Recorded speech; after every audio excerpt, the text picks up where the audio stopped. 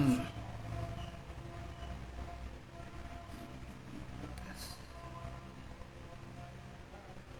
suara gue kedengeran nggak?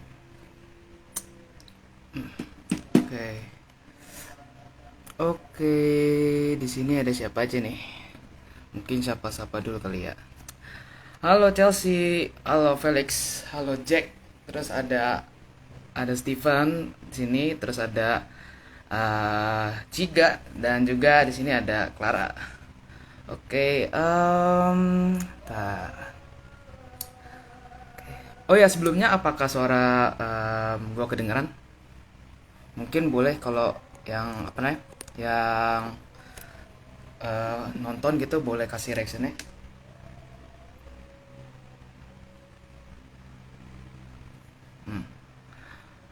Oke.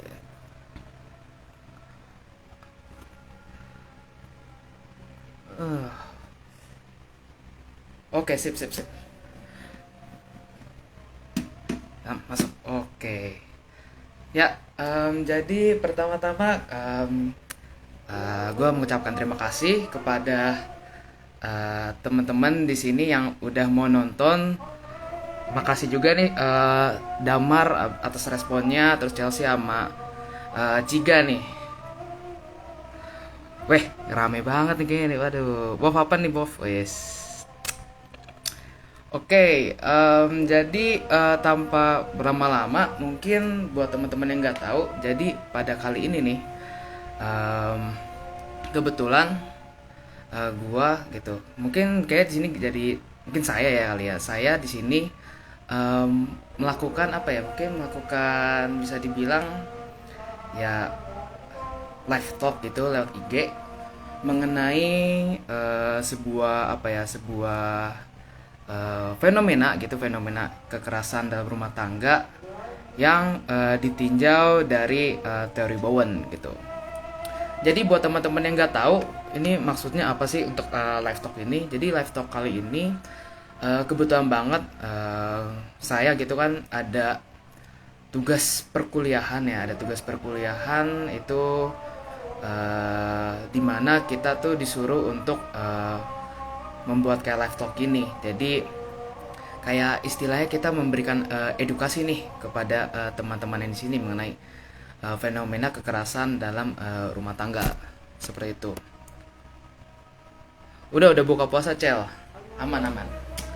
Oke, jadi tanpa berlama-lama mungkin di sini mungkin saya akan menjelaskan ya mungkin sedikit mengenai yang disebut dengan kekerasan dalam rumah tangga. Mungkin dari setiap dari kalian pasti pernah mengalami apa yang disebut dengan KDRT. Mungkin kalian pernah ngalamin, kalian pernah mendengar atau mungkin kalian sebagai ya pelakunya lah gitu kan. Tapi nggak mungkin sih jadi pelakunya sih. Biasanya mungkin kayak usia-usia kita kayak gini nih gitu. Biasanya seringkali tuh kita kayak menjadi korban dari kekerasan dalam rumah tangga. Nah, jadi pada kali ini aku mau kayak saya mau menjelaskan mengenai uh, dari segi mungkin dari segi keluarganya dulu kali ya buat teman-teman paham. Oke. Jadi yang pertama-tama kalau kita ya berbicara tentang sebuah hubungan yang intim gitu kan, pasti setiap dari kita mengatakan bahwa keluarga adalah hal yang dekat dengan kita. Tentunya karena di sini pasti kalian berinteraksi gitu kan, berinteraksi dengan ayah, ibu, nah, terus atau mungkin dengan kakak atau adik. Nah, di situ melalui keluarga itu melalui hubungan keluarga gitu kan, kalian mendapatkan apa ya bisa dibilang kayak kebermaknaan dari hidup kalian. Nah, di situ kayak semua progres bisa dibilang progres kalian dalam belajar mengenai kehidupan gitu kan, kehidupan yang kalian um, alami, yang kalian jalani sampai saat ini itu tidak pernah terlepas dari namanya keluarga. Nah, keluarga juga bisa apa ya, bisa dianggap sebagai uh, mungkin dianggap sebagai kekuatan magis dari diri kita sendiri. Dengan adanya keluarga, maka kehidupan kita tuh pasti bakal lebih bisa dibilang menjadi lebih baik lagi. Dan dengan adanya keluarga pasti hidup kita bisa dibilang akan lebih terarah ke depannya, bagaimana kita menentukan tujuan hidup dan sebagainya. Dan mungkin tidak hanya itu juga, pasti kalian juga memahami bahwa keluarga juga dianggap sebagai mood booster, atau mungkin bisa bilang sebagai penyemangat mood kita gitu. Karena jika kita merasa sedih, terkadang itu sering banget ya kalau bisa bilang orang tua atau kakak atau adik atau mungkin ibu kalian itu pasti akan mungkin bukan mungkin tapi pasti akan menyupport kalian apa adanya gitu, dengan kayak mungkin bisa memberikan support dengan kata-kata verbal, kayak memberikan semangat, kemudian kayak memberikan kayak memberikan mungkin jajanan atau mungkin kayak snack buat menyemangati kalian, terutama pas waktu kalian lagi misalnya lagi ngedown banget. Nah, jadi dapat dipahami bahwa sebenarnya nih sebenarnya tempat keluarga adalah bisa dikatakan adalah tempat untuk kalian bisa dibilang untuk penerimaan diri kalian berada di situ, kemudian tempat curhat kalian ada di situ, kemudian tempat ketentraman kalian ada di situ, kemudian tempat pembentukan jati diri kalian juga ada di situ semua. Jadi dapat dikatakan bahwa keberadaan keluarga adalah sebuah harta yang tak ternilai bagi setiap dari diri kita, termasuk saya juga gitu. Lalu nih di sini kita juga paham bahwa sebagian besar individu pada hakikatnya juga mempunyai tujuan nih yang sama nih mengenai alasan mereka mungkin berkeluarga atau ya menikah gitu kan. Alasan mereka tentu saja kita pahami, yaitu untuk mendapatkan rasa aman, kemudian rasa nyaman dan juga rasa diterima. Karena hal ini dikarenakan setiap individu pastinya ingin memiliki keluarga yang lebih baik dibandingkan keluarga asalnya, atau ingin memiliki keluarga yang sama dengan keluarga asalnya gitu kan. Nah, maksudnya apa sih? Maksudnya adalah keluarga yang lebih harmonis dan lebih bahagia. Nah, lalu kemudian melalui adanya hubungan intim yang baik dan sehat meliputi perasaan, emosi, pengalaman dan juga identitas yang sama, maka dapat dikatakan ya keluarga tersebut bisa disebut dengan sebagai keluarga yang harmonis. Namun terkadang ya kalau kita melihat di dalam lapangannya gitu, sebenarnya sebuah keluarga itu juga tak terlepas loh kayak dari sebuah permasalahan atau ya sebuah konflik, sebagai bentuk bukti kedekatan mereka sebagai suatu keluarga. Pasti mungkin keluarga kalian gitu atau mungkin keluarga saya juga pasti mempunyai bisa dibilang konflik yang bisa dibilang ya yang udah biasa lah gitu kan, yang udah ditemuin di dalam kehidupan keluarga, kayak mungkin kayak cekcok dengan hal-hal yang kecil, kemudian kayak ya berantem gak jelas. Itu sebenarnya udah banyak banget kalau di dalam keluarga, dan nyatanya hal tersebut merupakan hal yang sangat normal dialami oleh setiap keluarga. Oke, mungkin kita sapa-sapa dulu kali ya sini. Halo Grace, halo Olive. Oke, ayo kita lanjut aja. Nah, namun terkadang ya kalau di dalam sebuah keluarga gitu, di dalam sebuah dinamika keluarga, ya hendaknya ya, sebuah keluarga tuh tidak harus terlalu ke dalam konflik yang berkepanjangan.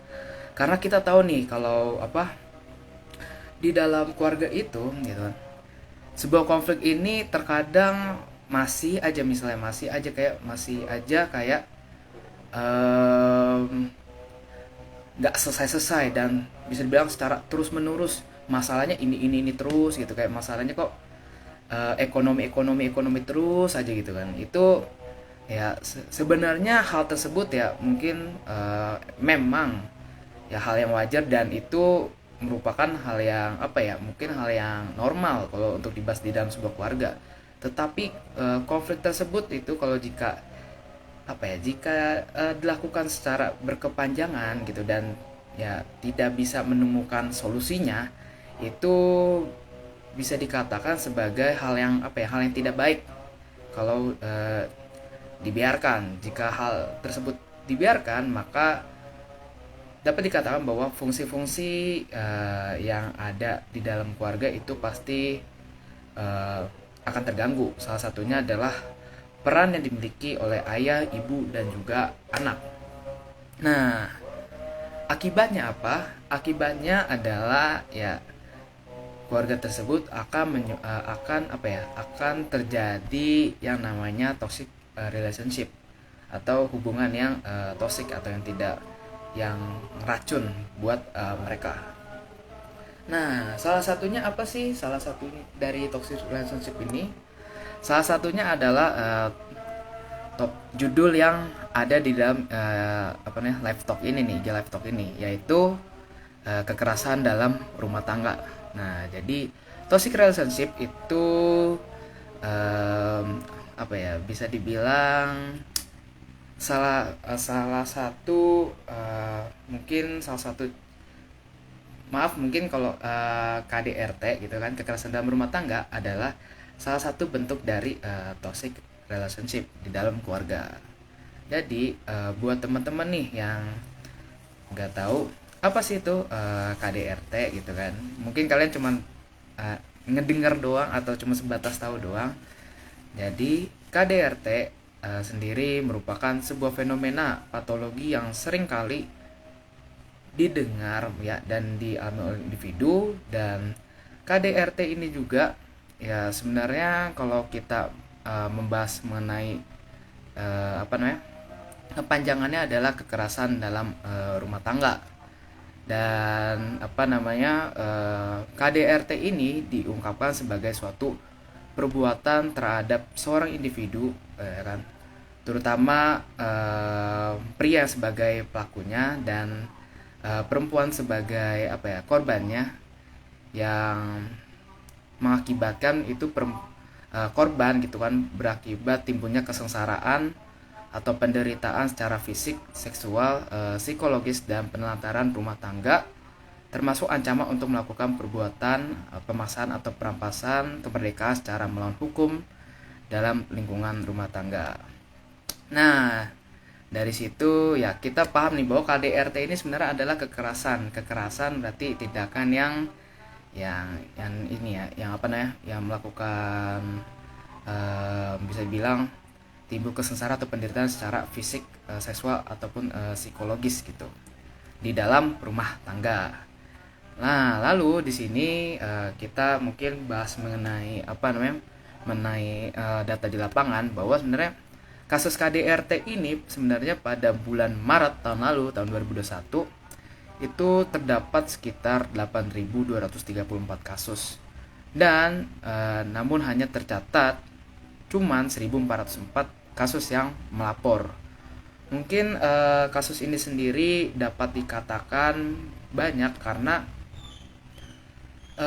sebenarnya 8.234 kasus itu cuman hanya kasus yang didata saja. Kalau mungkin teman-teman apa namanya, teman-teman mungkin teman-teman bisa baca gitu kan di dalam apa namanya, di dalam berita itu sebenarnya cuman hanya yang terdata doang, belum yang didata. Jadi kalau kita lihat ini sebenarnya kasus KDRT ini bisa dibilang menjadi wabah yang ya benar-benar buruk sih sebenarnya, yang bukan benar-benar doang, tapi memang sangat buruk jika terlalu dibiarkan. Karena KDRT ini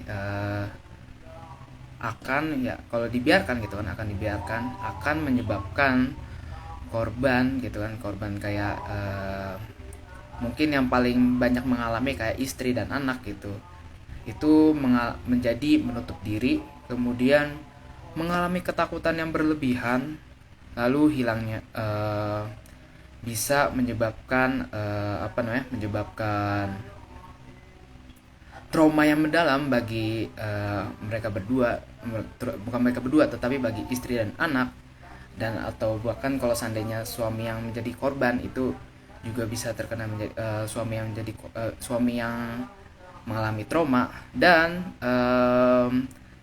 jika hal tersebut dibiarkan gitu kan, yang paling parah hal tersebut akan menyebabkan sebuah pemberontakan, atau ya paling parah lagi itu akan menyebabkan terjadinya ya insiden yang tidak diinginkan. Salah satunya adalah pembunuhan gitu. Nah, dari kasus yang mungkin bukan dari kasus tapi dari hal yang saya katakan tadi, terutama yang mengenai pemberontakan atau pembunuhan, ada kasus yang serupa. Jadi di mana seorang ayah gitu dibunuh oleh anaknya karena anak ini si ayah ini sering melakukan kekerasan kepada anak mereka dan juga pada istrinya. Dan karena anak tersebut kesal gitu, jadi anak tersebut membunuh ayahnya dengan menggunakan pisau. Dan tentu saja kalau dilihat dari berita tersebut ya sangat disayangkan ya, karena di satu sisi anak ini jadi terjerat gitu kan ke dalam penjara dan ke dalam kasus yang lebih berat lagi, sedangkan ya anak ini juga mengalami tekanan emosional gitu terhadap ayahnya. Nah, jadi ya kalau kita pahamin sebenarnya KDRT gitu kan ya sangat memberikan dampak yang buruk nih terhadap setiap anggota keluarga di dalamnya, yaitu meliputi secara fisik, emosional, dan juga perilaku. Oke, mungkin kayaknya kita sapa-sapa dulu kali ya di sini ya. Di sini masih ada Nunu nih. Halo Nu. Sama ada Jennifer. Oke. Ya, oke. Tadi kita udah bahas mengenai ini ya, mengenai kasusnya. Lalu kita sekarang menuju ke dalam hal-hal apa saja sih yang bisa dikatakan yang menyebabkan KDRT terjadi. Jadi menurut saya Pujo Suwarno gitu dalam dalam artikelnya Dewi dan kawan-kawan, itu terdapat 7 masalah yang pada umumnya dihadapi oleh keluarga. Nah, yaitu yang pertama adalah masalah seksual dari pasangan suami istri. Ya sebenarnya kalau masalah seksual pasangan suami dengan istri itu sebenarnya hal yang sangat wajar ya, mungkin yang sangat wajar, dimana itu seringkali terjadi dalam pernikahan, dimana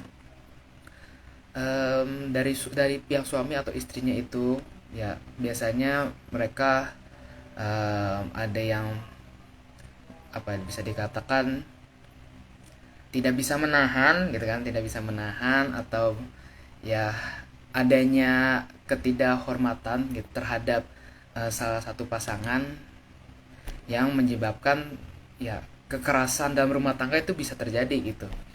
Dan kalau kita lihat kasusnya, sebenarnya kasusnya sangat banyak ya, tapi ya mungkin kalian bisa lihat di dalam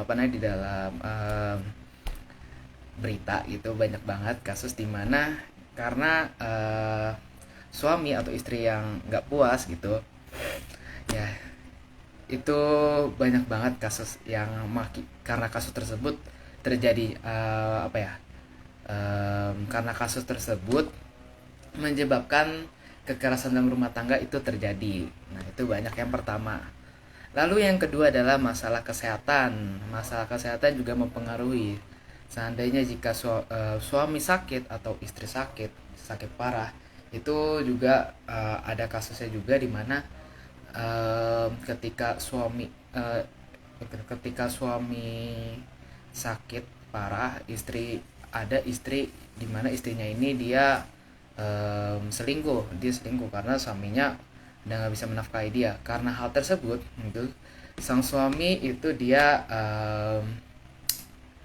melakukan tindakan kekerasan terhadap istrinya, dan ya dan kasus tersebut itu dibawa ke ranah hukum. Nah, itu merupakan salah satu dari contoh yang masalah kesehatan. Lalu yang ketiga adalah masalah ekonomi. Masalah ekonomi juga ya hal yang sangat biasa banget gitu kan, dimana ya mungkin keluarga kalian pernah mengalami hal tersebut gitu, dimana ya ketika ekonomi sedang surut-surutnya, kemudian ya dimana ekonomi keluarga kalian lagi surut-surutnya gitu, di dalam sebuah keluarga itu banyak sekali adanya percekcokan antara suami dan istri. Dan ya karena akibat tersebut itu banyak juga yang dimana kekerasan dalam rumah tangga itu terjadi karena suami nggak terima gitu atas pendapat istri, jadi suami melakukan tindakan kekerasan terhadap istrinya. Lalu yang keempat adalah masalah pendidikan. Masalah pendidikan seperti latar belakang pendidikan suami istri dan juga sampai pendidikan anak juga menjadi salah satu permasalahan yang ada, yang bisa menjadi bisa mengakibatkan kekerasan dalam rumah tangga. Karena dengan adanya pendidikan pastinya ada nih, misal kalau seandainya istri lebih dominan atau suami lebih dominan, karena salah satunya latar belakang pendidikan yang lebih bagus gitu. Nah, terkadang ada salah satu pihak dari suami istri yang yang tersinggung, dan juga akibat dari hal tersebut ya konflik juga tidak akan pernah terlepas lagi dari mereka gitu. Lalu yang kelima adalah masalah pekerjaan, seperti status suami yang jabatannya dan gajinya juga lebih rendah. Ini mungkin sudah tahu juga pasti kalian, dimana status suami gitu. Kalau seandainya suatu suami yang rendah, atau mungkin atau gaji suami lebih rendah, itu juga ya tak terlepas ya kalau KDRT pun juga ikut kayak terjadi gitu. Karena kan pasti dalam keluarga itu pasti ada yang menuntut untuk lebih baik lagi gitu. Nah, lalu di sini juga yang keenam ada masalah interpersonal keluarga, dan yang terakhir adalah masalah agama. Lalu tidak hanya dari menurut Said Pujo Suwarno aja, lalu ada juga nih penyebab kekerasan rumah tangga menurut Sri Nur Junaida dalam Arhal. Nah, yang dijelaskan di situ terdapat dua faktor penyebab kekerasan dalam rumah tangga, yaitu pertama adanya struktur sosial budaya, agama ataupun politik ekonomi yang menyebabkan kekerasan terjadi. Salah satu contohnya adalah pada suku tertentu seperti ya suku A gitu kan, yang menganut sistem masyarakat patriarki, di mana garis ayah dianggap sebagai dominan, karena pada umumnya suku A menganggap bahwa laki-laki merupakan pribadi yang maskulin atau kuat. Maka stereotip tersebut gitu kan, terkadang menjadikan alasan seorang laki-laki terkadang merasa diri mereka lebih tinggi dari perempuan. Nah, akibat dari hal tersebut ya seringkali ya laki-laki jadi sewenang-wenangnya aja gitu terhadap perempuan. Ya perempuan istrinya dikerasin, atau istrinya diperlakukan hal yang mungkin yang tidak sepatasnya, itu banyak banget. Lalu yang kedua adalah kondisi situasional seperti konflik dalam keluarga, yang pada dasarnya seringkali perempuan dan anak-anak menjadi korban kekerasan, yaitu ya kayak di dalam di dalam hal kegiatan apapun gitu kan, dalam kegiatan apapun perempuan seringkali menjadi eh, apa ya, jadi apa ya, menjadi ya fenomena yang berkelanjutan gitu. Oke. Nah, setelah kita bahas mengenai keluarga, lalu di sini tidak lupa juga saya akan membahas mengenai teori Bowen, yang teori yang menjadi apa ya, bisa dikatakan menjadi dasar dari pertemuan kali ini gitu, di dalam live talk kali ini. Nah, jadi buat teman-teman nggak tahu, jadi teori Bowen merupakan salah satu teori yang intervensi keluarga yang menekankan kepada pendekatan sistem dari sebuah keluarga. Nah, menurut Bowen, sebuah anggota keluarga mempunyai masalah jika keluarga mengalami disfungsi. Lalu keluarga dapat dikatakan sebagai sistem hubungan emosional yang mempunyai beberapa bentuk fungsi keluarga, seperti perbedaan diri, kemudian adanya triangulasi, lalu adanya sistem emosional keluarga kecil, lalu ada proses proyeksi keluarga, yang kelima ada proses transmisi multi generasi, yang kemudian ada pemutusan emosi, lalu ada posisi saudara kandung, dan juga ada yang terakhir ada pendekatan emosi sosial. Yang pertama dari perbedaan diri. Jadi di dalam teori Bowen ini ada yang disebut dengan perbedaan diri atau pemisahan diri. Kalau dalam bahasa Inggrisnya itu disebut dengan differentiation of self. Nah, jadi pemisahan diri adalah kemampuan gitu kan, kemampuan seorang individu untuk memisahkan diri sebagai bagian yang terpisah secara realistis dari ketergantungan pada individu lain dalam keluarganya. Nah, individu lainnya ini yang ditekankan adalah keluarga inti. Lalu, tetapi pemisahan diri dengan keluarga ini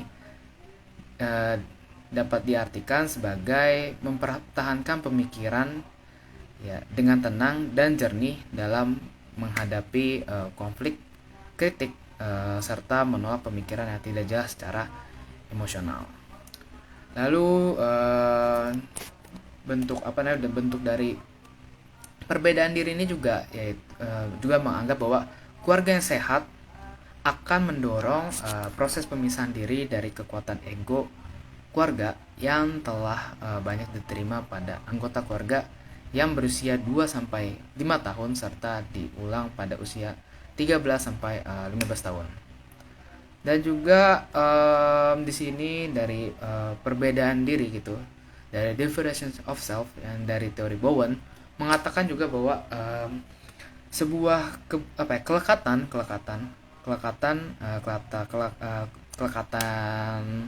di dalam keluarga yaitu bisa dikatakan ya, jadi kalau digambarkan keluarga dengan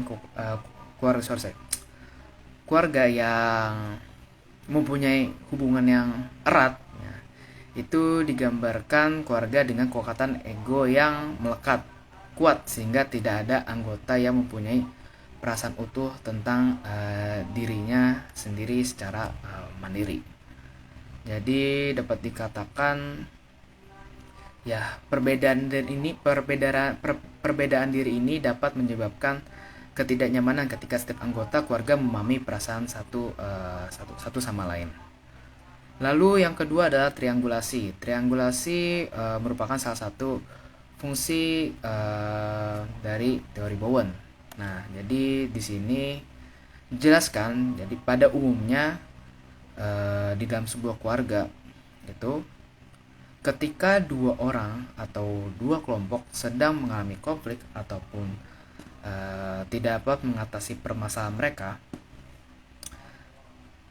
adapun mereka mempunyai kecenderungan untuk mencari orang atau kelompok ketiga untuk mengurangi intensitas ataupun mencoba untuk memperoleh hasil. Nah, keterlibatan orang atau kelompok ketiga mempunyai dampak positif dan negatif. Dampak positif jika orang atau kelompok ketiga mempunyai sikap yang netral, dan dapat dikatakan negatif jika orang atau kelompok ketiga berpihak pada salah satu kelompok yang sedang berkonflik. Nah, mungkin kalau untuk diberi contohnya, ketika ayah dan ibu kalian sedang berkonflik, terkadang kan ayah ibu kalian tuh membutuhkan kalian ya untuk supaya mendapatkan dukungan. Misalnya kayak mau makan, misal ayah mau makan bakso, sedangkan ibu mau makan mie. Nah, terkadang konflik yang dialami oleh ayah ibu kalian ini pasti akan membutuhkan kehadiran kalian sebagai orang ketiga. Apakah kalian di sini adapun mode triangulasi positif dan negatif itu bergantung dengan misal keputusan kalian. Nah, keputusan positif jika kalian ternyata netral, ternyata terserah mungkin kita makan yang lain aja gitu. Namun bisa dikatakan negatif keberadaan kelompok ketiga atau keberadaan kita ini sendiri kalau seandainya kita itu memilih misalnya milih pilihan ayah, yaitu atau bapak kalian, yaitu bakso ya. Nah, akibat dari hal tersebut ya, terkadang ya hal tersebut akan ya memperparah konflik, atau ya walaupun konfliknya selesai tapi konflik tersebut ya nggak hilang, cuma hanya mereda saja. Lalu ya itu triangulasi. Lalu untuk yang ketiga adalah sistem emosional keluarga kecil. Nah, di sini Bowen mengatakan bahwa sistem emosional keluarga kecil ada menggambarkan pola fungsi emosional dalam satu generasi. Yaitu di sini dikatakan bahwa pada keluarga yang memiliki ketegangan emosi pada umumnya akan cenderung untuk mulai menjaga jarak yang dimanfaatkan untuk terhindar dari hal-hal yang menyakitkan dan memperburuk kondisi psikis dan psikologis anggota keluarga. Jadi kalau untuk teman-teman yang kurang paham, jadi kalau di dalam di dalam proses emosional sistem keluarga inti ini, jadi seorang bisa dibilang sepasang suami istri gitu kan, sepasang suami istri itu kan pasti mereka mempunyai karakter yang berbeda-beda. Mereka punya bisa dikatakan habit yang berbeda, kemudian kesukaan yang beda, lalu nggak kesukaan yang beda, kemudian mereka punya latar belakang yang berbeda. Nah, melalui dari proses keluarga inti ini, jadi dapat dikatakan bahwa individu yang tumbuh dalam keluarga yang tidak terdiferensiasi pada keluarga asal ya kelak dapat memutuskan hubungan dengan ortu. Kalau kita pahamin, kalau seandainya kalau seorang individu gitu kan, ayah kalian, ibu kalian, atau kalian gitu mempunyai kebiasaan ya bisa dibilang kebiasaan buruk gitu, seperti kebiasaan buruk yang tidak bisa dibedakan gitu dari misalnya yang dia terima dari keluarga inti lalu dia diterapkan pada keluarganya, kepada anaknya, itu kelak biasanya dapat mengakibatkan ya di dalam keluarga yang dia bangun itu akan terjadi pemutusan hubungan, atau yang bisa dibilang dengan emotional cut off. Di sini juga di dalam proses emosi keluarga ini juga gitu kan, itu akan terjadi sebuah fusi, yaitu terjadinya pola yang sama pada keluarga baru yang dibangun, kayak sikap dingin, kemudian ada sikap yang buruk terhadap anak dan sebagainya. Lalu dari proses emosional sistem keluarga inti kita lanjut ke proses proyeksi keluarga. Sebenarnya proses proyeksi keluarga ini adalah lanjutan dari proses emosional sistem keluarga inti, di mana pola fusi gitu kan, ya pola pengembangan yang sama ini dia itu menyebabkan sikap ketidakmandirian emosi ortu yang akibatnya ditularkan kepada anak. Misalnya orang tua yang mempunyai sikap pemalas pastinya akan menularkan sikap tersebut kepada anaknya. Jadi ketika orang tua tersebut dia mempunyai sikap malas, ya pasti anaknya tidak akan jauh dari sikap tersebut. Nah, fusi emosi itu juga menyebabkan ketegangan dan konflik ataupun sikap dingin dan tidak berdaya. Salah satu bisa dibilang jika seandainya salah satu pasangan tersebut ya menerapkan hal tersebut gitu, menerapkan sikap fusi tersebut, ya bisa dikatakan bahwa mereka ini mengkerdilkan ya pertumbuhan anak mereka.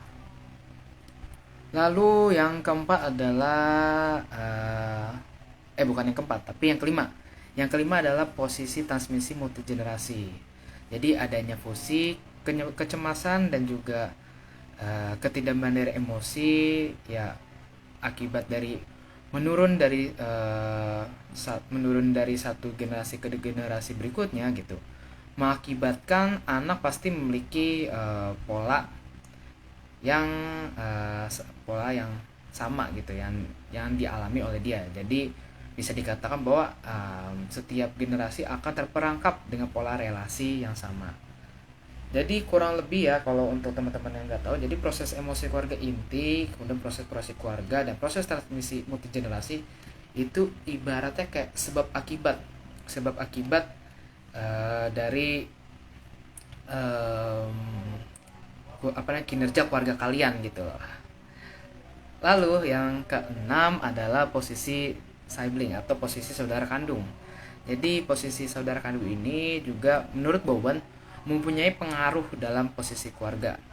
Ya, misal jika seandainya seorang suami merupakan anak tunggal dan istrinya adalah anak bungsu, maka hal tersebut akan membentuk karakter suami yang tidak suka diperintah serta karakter istri yang juga suka memerintah. Jadi di sini kita dapat mengetahui bahwa posisi di dalam keluarga gitu sangat mempengaruhi pola pikir kita atau pola bertindak kita gitu.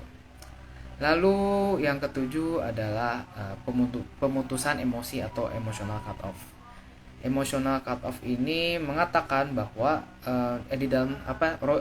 Bowen mengatakan di dalam emotional cut off-nya bahwa cara individu menyikapi keadaan ya tidak terdiferensiasi antara generasi. Jadi bisa dikatakan bahwa keluarga yang memiliki fusi yang besar di dalam keluarganya akan cenderung memisahkan emosi terhadap keluarganya gitu. Lalu yang ke-8 adalah pendekatan emosi sosial. Jadi dapat dipahami bahwa pengaruh lingkungan di dalam keluarga akan membentuk kepribadian dan karakter seseorang ketika mereka berinteraksi gitu kan. Jadi kurang lebih seperti itu untuk teori Bowen. Nah, lalu kalau disuruh minta opini ya, kalau saya disuruh minta opini, jadi kalau saya sendiri gitu, saya menganggap bahwa KDRT sendiri merupakan sebenarnya kasus yang tidak bisa setiap dari kita hindari. Tentu saja karena pada dasarnya setiap dari diri kita memiliki sebuah keluarga dan mempunyai dinamika yang unik gitu di dalamnya. Dan kita juga mengetahui bahwa melalui keluarga kita tahu bahwa mereka merupakan ya tempat pertama ya dalam berdinamika kita gitu. Dan juga keluarga merupakan pengalaman pertama di dalam kehidupan kita, dan di sanalah kisah manis, terus kisah asam kita, kemudian kisah asin dan pahit kita udah kayak nano-nano gitu kan. Itu dialami oleh setiap dari kita di dalam keluarga, dan hal tersebut pasti akan apa ya, bisa dibilang akan selalu terjadi setiap waktunya. Nah, namun kita harus pahami lagi nih, kembali lagi pada dasarnya bahwa KDRT merupakan suatu patologi ataupun penyakit yang ada di dalam keluarga, dan tentu saja hal tersebut tidak boleh dibiarkan. Ya, karena jika terlalu dibiarkan maka akan menyebabkan setiap anggota di dalam keluarga gitu merasa tersakiti. Salah satunya ya akan menjadi trauma terhadap pasangan ataupun ketika mereka berkeluarga nantinya. Lalu tidak hanya itu juga, pastinya dengan apa ya, dengan KDRT tersebut gitu ya, menjadikan ya kita mengalami rasa rasa ketidakberdayaan.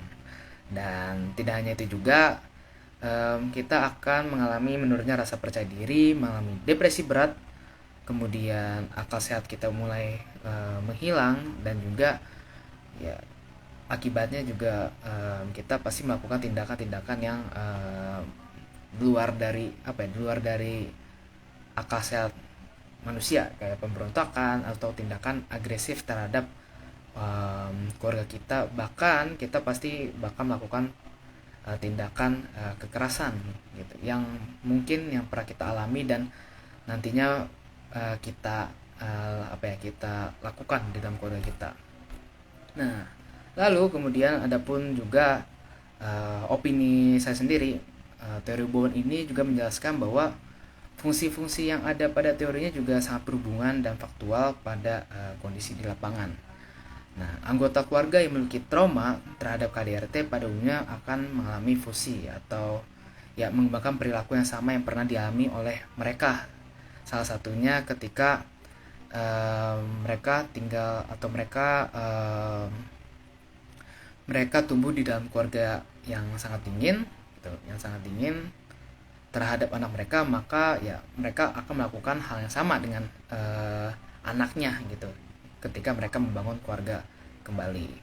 Nah, maka untuk mengatasi hal tersebut, mengatasi permasalahan KDRT ini, ya kita bisa dikatakan ya kita harus mewujudkan keluarga yang sehat. Nah, di dalam teori Bowen gitu, Bowen mengatakan bahwa keluarga yang sehat harus terdiferensiasi, yaitu dapat berkembang secara baik dan mandiri dalam keluarga asal, lalu tidak terlalu cemas dalam menghadapi kondisi panas yang ada dalam rumah tangga, dan juga harus mempunyai relasi yang baik terhadap keluarga asal. Lalu kita dari pembahasan opini kita lanjut kepada solusi. Nah, solusinya sendiri di sini Bowen mempunyai prinsip utama dalam terapinya, yaitu meningkatkan kemampuan pikiran dan perasaan untuk memperbaiki sebuah hubungan. Jadi strategi-strategi yang dilakukan yaitu dengan meningkatkan fokus kepada diri sendiri, lalu mengurangi level kecemasan pada diri sendiri, dan dapat melihat peran diri dalam hubungan keluarga.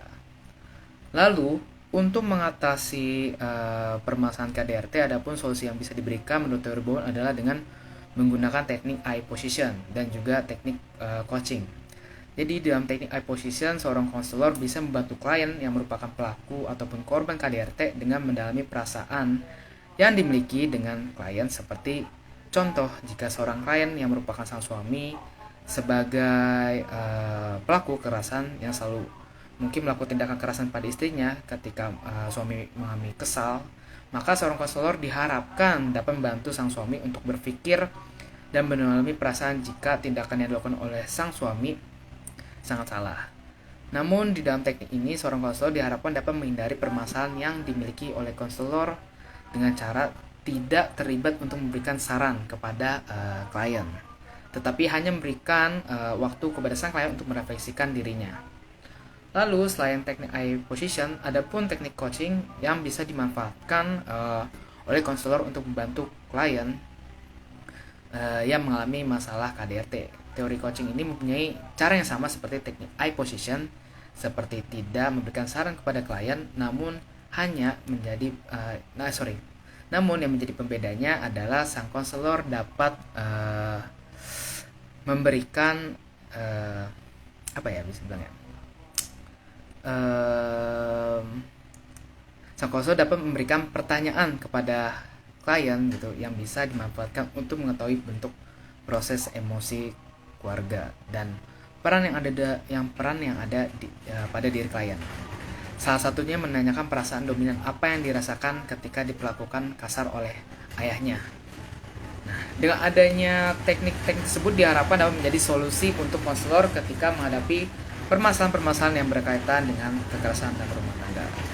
Jadi kurang lebih seperti itu ya kalau dari kasus kekerasan dalam rumah tangga yang dihubungkan dengan teori Bowen. Oke, mungkin itu saja kalau dari pembahasan dari saya ya. Cukup lama juga dan mungkin di sini langsung aja kita kepada sesi tanya jawab. Oke. Ya, di sini ada Paulus Wisnu ya. Paulus Wisnu menanyakan 2 pertanyaan. Kenapa di Indonesia kasus KDRT jarang terdeteksi, dan di sini Paulus Wisnu juga mengatakan bahwa KDRT terjadi juga nggak sih sama ABK, dan terus solusinya bagaimana? Nah, yang pertama ya, kalau saya akan menjawab pertanyaan yang pertama. Di sini kenapa di Indonesia kasus KDRT jarang terdeteksi? Karena banyak hal ya kalau kita melihat di dalam lapangannya. Karena ya kalau kita membahas pertama, biasanya ya banyak banget kalau kekerasan dalam rumah tangga itu korban jarang melapor kasus ini karena adanya ancaman biasanya. Kalau saya lihat kalau di dalam lingkungan sekitar saya itu karena adanya ancaman banyak banget. Kalau seandainya misalnya sang istri atau sang anak misalnya melapor kasus tersebut gitu, kemana ke lupa aku nih nama itunya lembaganya.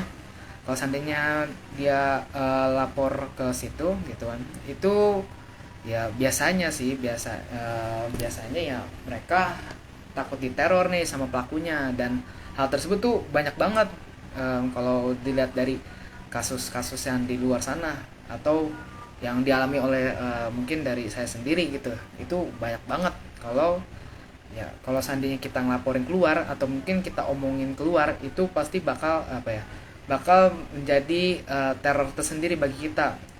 Bisa mungkin terpelakunya mungkin dia melakukan tindakan yang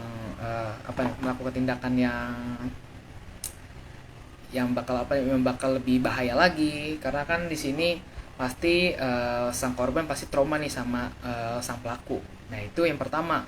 Lalu yang kedua, biasanya untuk menutupi aib di dalam keluarga, dan juga aib setiap individu masing-masing. Karena kan kalau kita mungkin masih banyak orang yang menganggap ya, mungkin kita sendiri juga menganggap kalau kita membicarakan masalah kita kepada orang lain gitu kan, atau ya kita bisa membicarakan kepada saudara kita yang mungkin maksudnya saudara kandung kita, itu kan pasti bakal menjadi aib tersendiri bagi kita.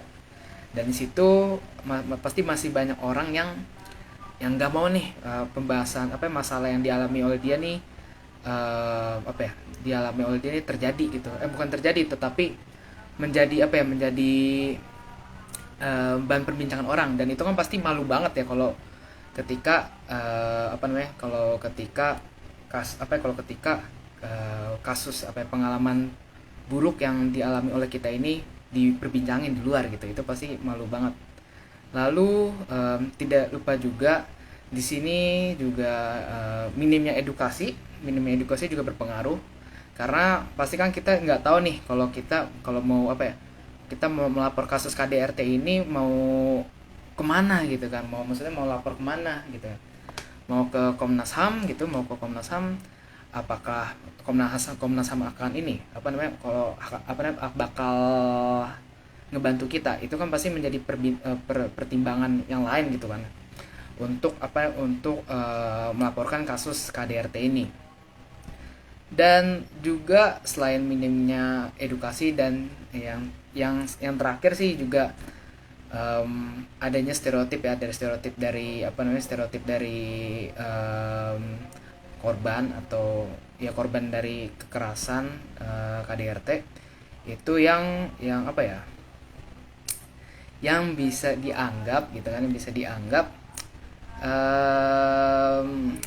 apa ya, bisa dianggap mereka ini takut nih kalau seandainya pemerintah ini ya nggak apa ya, pemerintah ini ya mengabaikan. Padahal kan kalau kita lihat, kalau tadi kita sempat mungkin kalian sempat dengar kalau pemerintah itu udah apa ya, pemerintah itu pasti bakal ngebantu loh gitu, bakal ngebantu sama apa namanya, bakal ngebantu permasalahan KDRT ini. Tapi karena adanya stereotip dari apa namanya, dari korban gitu kan, karena apa ya, karena takut karena takut kasusnya ini nggak selesai atau diperpanjang lebarkan, jadi ya membuat apa ya, membuat kasus ini sendiri jadi jarang terdeteksi. Sebenarnya banyak sih kalau kasus ini, Paulus, gitu.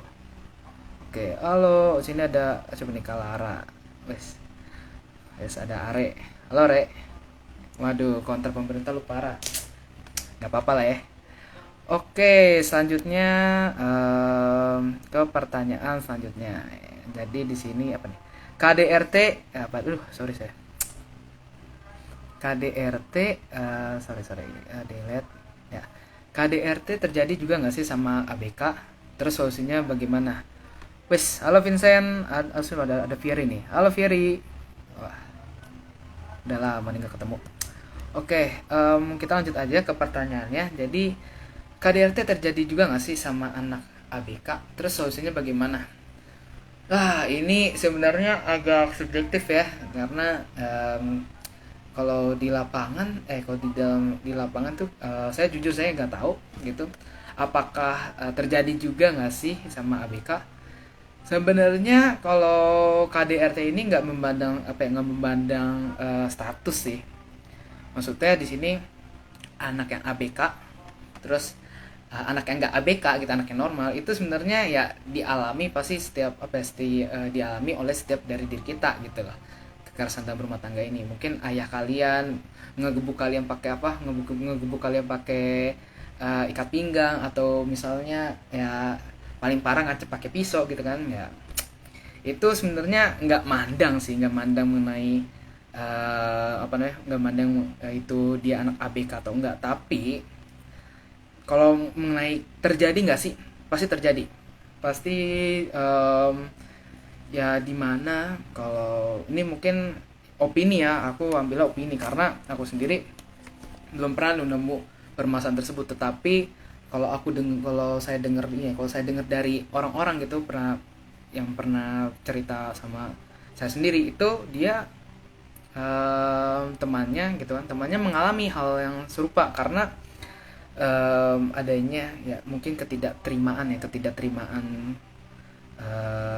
bukan ketidakterimaan ya sebenarnya, lebih tepatnya kayak apa ya, kalau ya mungkin orang tuanya itu mengalami ya kesal kali sama anaknya gitu. Jadi ya sering kali ya anak ABK ini sering mengalami kekerasan di dalam rumah tangga gitu.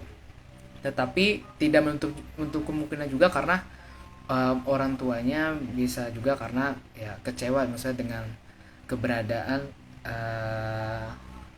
anaknya. Tetapi hal tersebut ya sebenarnya sih nggak akan terjadi ya, karena di sini dapat dipahami juga bahwa sebenarnya kalau KDRT itu sebenarnya ya nggak hanya apa ya, KDRT juga bisa terjadi sama anak ABK, tetapi apa ya, bisa dibilang pasti setiap dari kita pasti pernah mengalaminya. Terus kalau kita ngebahas mengenai solusinya adalah ya mungkin kita bisa memberikan, kita sebagai konselor ya, kalau kita menempatkan diri kita sebagai konselor ya, kita harus membantu ininya, membantu dari apa namanya, em, dari pihak ini ya, dari mana sih namanya, dari apa namanya, dari keluarganya gitu, dari ayah, dari orang tuanya yang melakukan tindakan kasar tersebut. Karena kan pasti di situ terjadi ini ya, terjadi apa namanya, pasti ayahnya atau orang tuanya gitu mengalami penolakan terhadap anaknya. Itu em, bisa aja apa ya, bisa aja terjadi, tapi bisa aja hal tersebut ya nggak terjadi gitu. Tetapi di sini kita harus memberikan edukasi kepada ayahnya gitu, atau dengan ibunya, atau dengan misalnya kedua orang tuanya, atau dengan ayah ibunya. Nah, jadi kurang lebih sih seperti itu ya untuk pertanyaannya. Oke, mungkin di sini udah mau sejam juga. Udah lama ya, kayaknya udah 4 menit lagi nih, udah jam 8. Jadi di sini saya mengucapkan terima kasih kepada teman-teman yang udah nonton dari awal hingga akhir. Mohon maaf jika ada mungkin jawabannya kurang maksimal gitu kan, dan juga mohon maaf juga jika ada mungkin adanya salah salah ucapan atau salah perbuatan dan tindakan. Mungkin itu saja dari saya, dari live talk kali ini. Saya mengucapkan terima kasih, dan sampai jumpa pada live talk berikutnya gitu loh.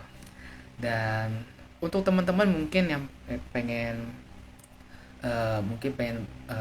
apa namanya, yang pengen baca-baca nih mengenai apa namanya,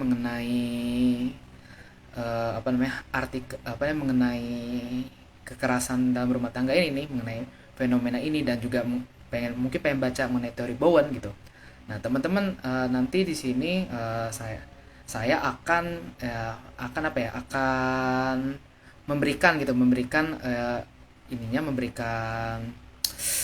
memberikan sumber-sumbernya, dan nanti di situ teman-teman bisa baca aja langsung. Oke, itu aja.